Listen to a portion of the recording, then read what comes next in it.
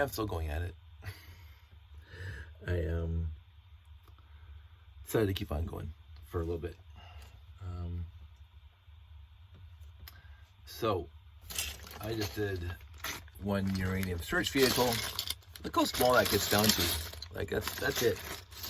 And you know, it's a mid-sized set. So, but I was listening to classical 96.3 FM, but of course I don't want to get hit with copyright, so so I turned that off. While I'm talking to you, hopefully for not too long, but I came across something else.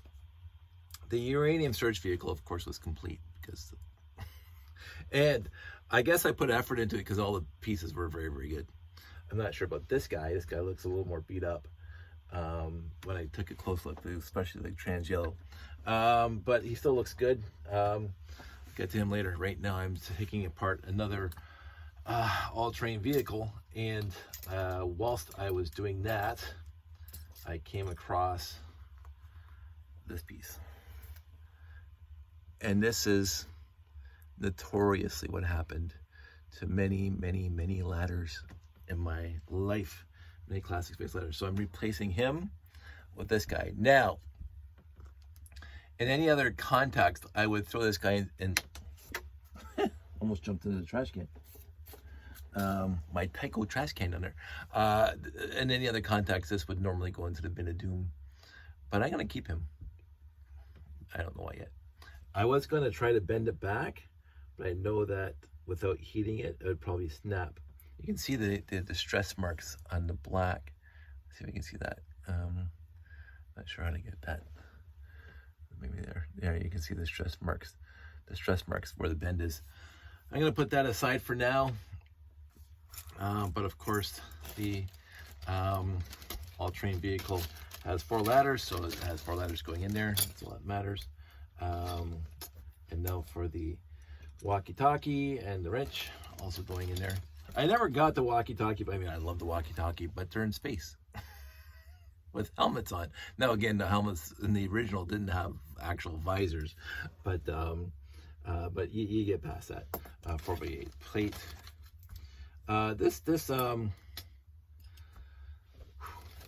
This all-terrain vehicle actually is pretty good. I don't have to replace. It looks like the 1x4 has to be replaced on maybe both sides. No, that one's not too bad. So I'm not. The other all-terrain vehicle, I replaced a lot of the white pieces. I'm probably just going to replace that 1x4 as we get through them. 4 of those. Again, I don't know why they didn't use gray, but what do I know? 1 Tech brick. There we go. 2 of those. And then the tires. And of course, I replaced all the hubs yesterday. So all the hubs are fantastic. So that's an important thing. So it's going to be a black tire and the gray hub done. So then we're going to get into the blue. I'm not going to bore you with it. I just wanted to talk with you about the ladders and how temperamental they were. This is another piece that was temperamental, but the only reason why this piece was temperamental is that if it was on the floor like this and you stepped on it, it'd be broken. I won't say I've done that, but I know I've received lots with those broken. Like I got a couple classic space lots a few years back, like right in a row, where I was excited to get the lot because it had some really cool looking classic space sets in there, and I started building them, and almost every one of these was busted, and there was like 8 or 9 of them in the lot, and I was just like, wah, wah. I mean, the rest of the pieces were okay, so I mean, I never complained about. I don't think I'm trying to remember if there was any lots that I really hated. I know there's some lots that were filthy dirty.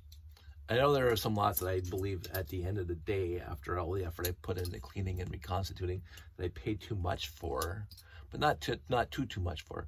You know what? I haven't even checked my eBay, but I would have gotten an email saying if I won or not, possibly, for the classic space lot in the UK. Again, why am I bidding on a classic space lot from the UK? Which is just a little bit odd.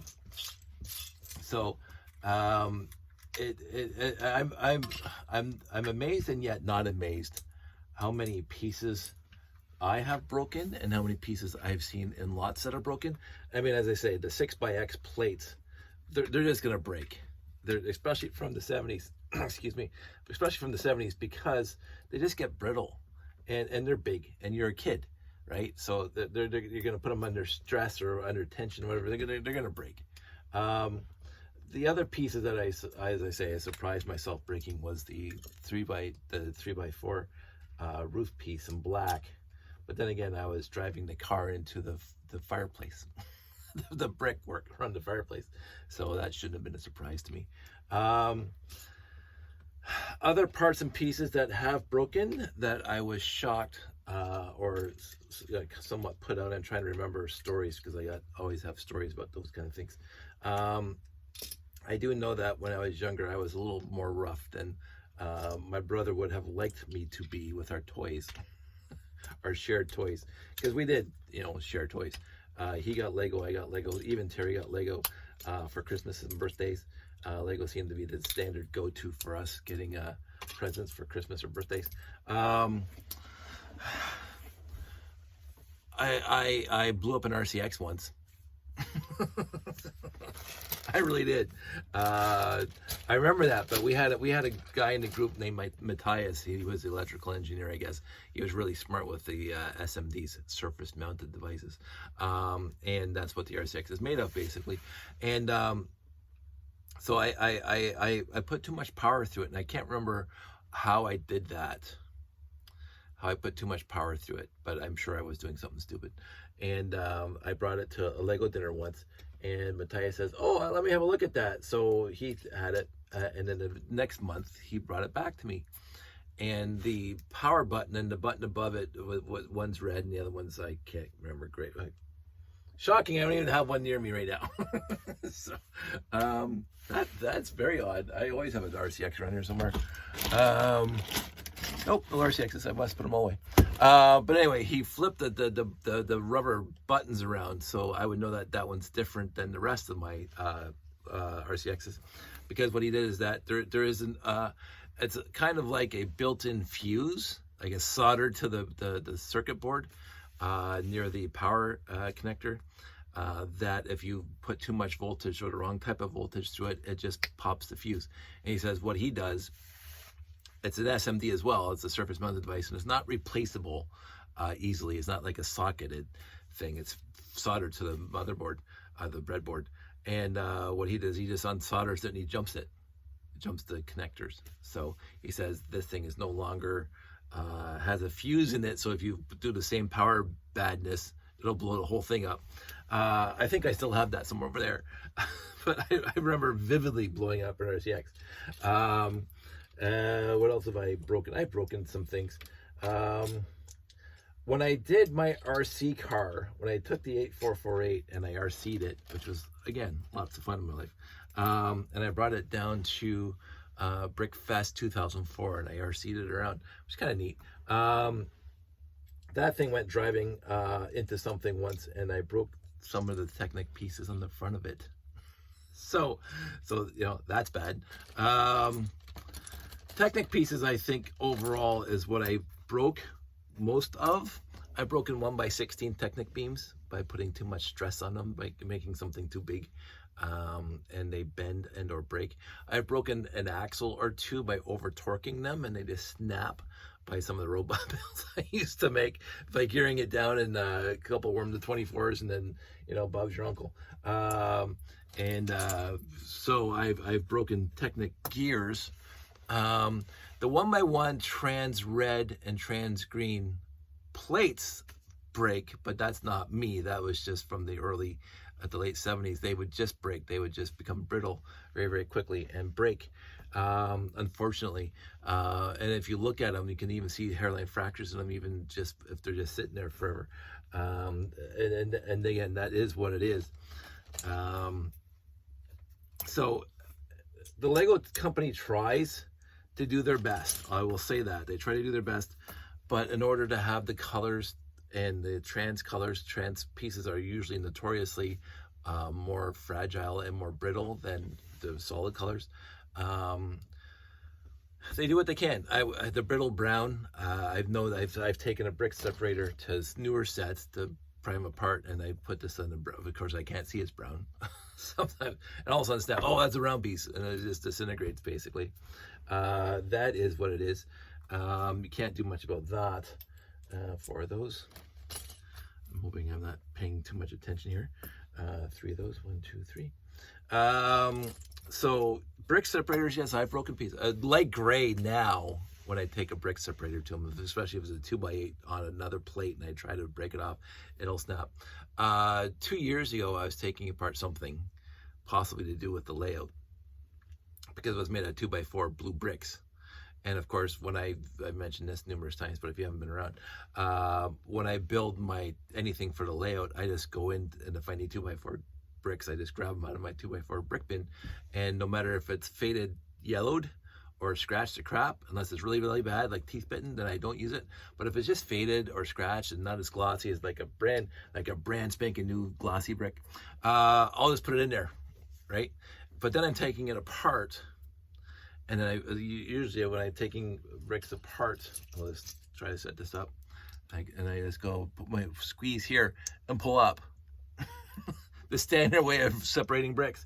And I grabbed on a 2x4 blue brick that was very, very yellowed, and I should have paid attention to that. So I grabbed it, and I was trying to pull it off, and it was really, really, as the older you get, and the older the bricks get, and the more they sat together for the longest time, they almost fused together. So I'm really pulling, all of a sudden, the pressure from my fingers basically caused the blue 2x4 brick to just disintegrate where the pressure was.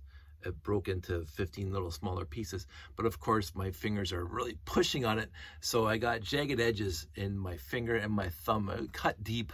There was blood because I was trying to remove the 2x4 brick, and poof, son of a pup, yeah, that hurt. I have said I haven't been hurt too many times by Lego bricks in my life, walking on them. So if you want to talk about that for a sec, there was only one time in my entire life that walking on Lego hurt my feet, and I'll show you. I mentioned this before. I'm not going to bring the whole bin over. I will not bring the whole bin over, or the 2 bins that I have of these things. But that right there is the only piece that ever hurt my feet walking on them. And I walked on lots of Lego. I tried not to now. That's why I'm building up here. When I was a kid, we built on the floor in the basement or in the living room, whatever. We had a box, we dump it out, we built with it. There was a point in time when we got a little older that we just put chairs around the pool table. I'm sure the pool table loved us, but we dumped the Lego on the pool table. But when we were mostly growing up between 0 and 12, we played Lego on the floor. And if it was the basement, we would leave it there for the next day. And if the parents weren't having anybody come over, the Lego would be out on the floor. And then you walk back downstairs and you're stepping on Lego. It's happened. This piece. And it was not when I was a kid, by the way. It was in this house right over there. And it was, I think it was a decade ago or a couple decades ago. But I was leaving the room. I turned off the lights and I stepped on this thing. And I thought I broke my foot. It was extremely painful. It hit me right in a bad spot and went right into, and it looked like it would almost puncture, like there was a big red welt there right in the bottom of my foot, kind of between the balls of my feet, between the big toe and whatever. It was painful. This thing right here. Oh, Hogan. Deep cut. Not so deep cut. Hogan. A fantastic show. But that was the one Lego piece that hurt my feet when I was walking. And the cut on my fingers didn't hurt because whatever, pain. But I was bleeding. As I can't remember if Lego ever made me bleed before. It's just, son of a. So I'm not even there yet. So I got this one and this one, 2 of those. And 2 of those, yep. So that was fun for me. I can't think of anything else off the top of my head. I wasn't going to talk about this, but then I started talking. 4 of those. And just, as I say, the wonder that is my brain took me there. And I will also say that over all my years I mentioned the joyous fun that I've had with Lego all this time, that even those painful parts, few and far between, thankfully, that they were, has not diminished my appreciation of this stuff at all.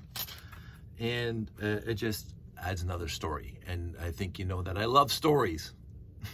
So even if they're just rambling tangents for a half an hour, and then, oh look, there's a point somewhere in there, which is not going to be this one, by the way. So 6 of those, 1, 2, 3, 4, 5, 6. Just checking the ends because they get old and sometimes they squeeze so they don't stick. 1, 2. Trans dark blue. Yeah, I've already talked about this before, so I'm not going to waste your time again.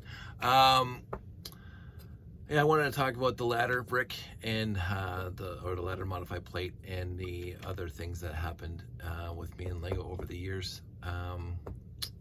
There has been some blood, sweat, and tears. Not tears, but anyway, that's it. 16 minutes. Nice quick video. So I'll talk to you guys soon. Take care.